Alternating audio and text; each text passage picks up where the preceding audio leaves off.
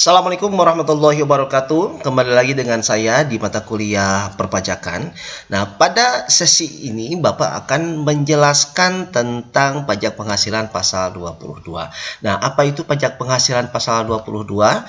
Nah, jadi PPh pasal 22 adalah pajak yang dipungut oleh bendaharawan pemerintah sehubungan dengan pembayaran atas penyerahan barang dan badan-badan tertentu untuk memungut pajak dari wajib pajak yang melakukan kegiatan di bidang impor atau kegiatan bidang lainnya. Nah, berikut ini adalah tarif dan objek pajak PPh pasal 22. Nah, ada barang-barang impor.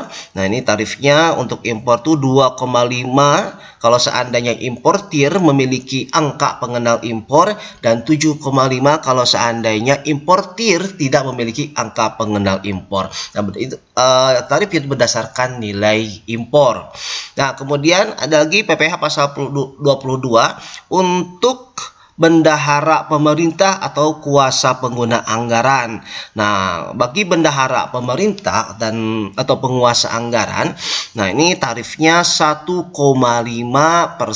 dari harga beli. Sedangkan untuk pedagang pengumpul 0,25% dari harga beli. Dan kemudian untuk migas, nah ini variatif tarifnya. Ada 0,25% untuk BBM SPBU Pertamina, kemudian 0,3% untuk BBM SPBU non Pertamina, 0,3% untuk bahan bakar gas, dan 0,3% untuk pelumas. Nah, ini berdasarkan penjualan. Nah, kemudian untuk industri variatif juga tarifnya. Untuk semen 0,25, untuk kertas 0,1, untuk baja 0,3, dan untuk otomotif 0,45%. Dan kalau nggak salah untuk obat-obatan juga sekitar 0,3% ya. Itu berdasarkan DPP PPN. Apa itu DPP PPN? DPP PPN itu adalah dasar pengenaan pajak pertambahan nilai. Nah, sedangkan untuk PPh pasal 22 barang mewah tarifnya adalah 5% dari harga jual. Nah, berikut Bapak akan memberikan sebuah ilustrasi ya untuk kasus barang-barang impor. Nah, di sini ada PT Kia mengimpor 50 unit mobil dengan harga faktur 10.000 USD per unit. Nah, biaya asuransi dan biaya angkut masing-masing adalah 2% dan 3%. Biaya masuk yang dibayar PT Kia adalah sebesar 5% dari CIF. Apa itu CIF? CIF itu singkatan dari Cost, Insurance, dan Freight. Nah, lanjut ya, dan bea masuk tambahan sebesar 20%. Nah, kemudian jika kurs saat itu adalah 14.000, berapa PPh pasal 22 yang harus dibayarkan? Dan jika importir tidak memiliki API, berapa PPh pasal 22 terhutang? Nah, berikut adalah perhitungannya. Nah, kita yang pertama hitung dulu CIF. Berapa kosnya? Kos itu harga beli barang ya. Nah, kosnya itu 10.000 USD.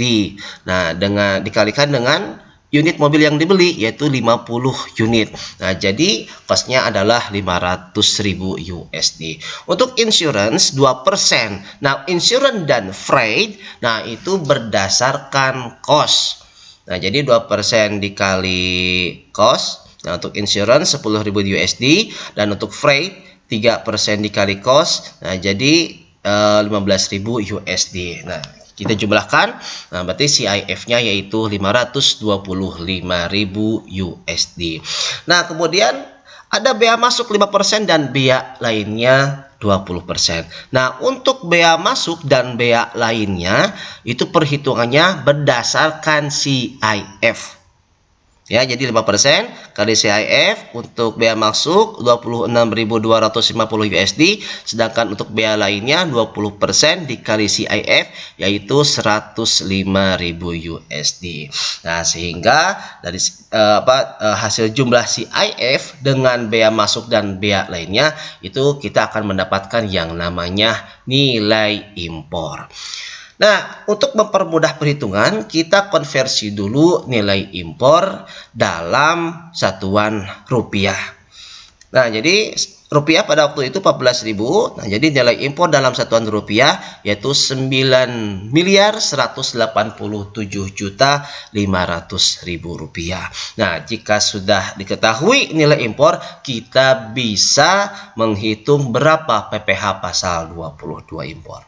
Nah, untuk tarif PPh pasal 22 impor tadi 2,5% dikali nilai impor. Nah, jadi kita dapatkan hasilnya 229.687.500 rupiah. Nah, ini untuk PPh pasal 22 impor jika importir memiliki angka pengenal impor. Namun jika importir tidak memiliki angka pengenal impor, maka tarifnya menjadi 7,5% dikali nilai impor, dan kita dapatkan 689.062.500 rupiah. Nah, itu sedikit penjelasan tentang PPh pasal 22 impor. Semoga bermanfaat. Assalamualaikum warahmatullahi wabarakatuh.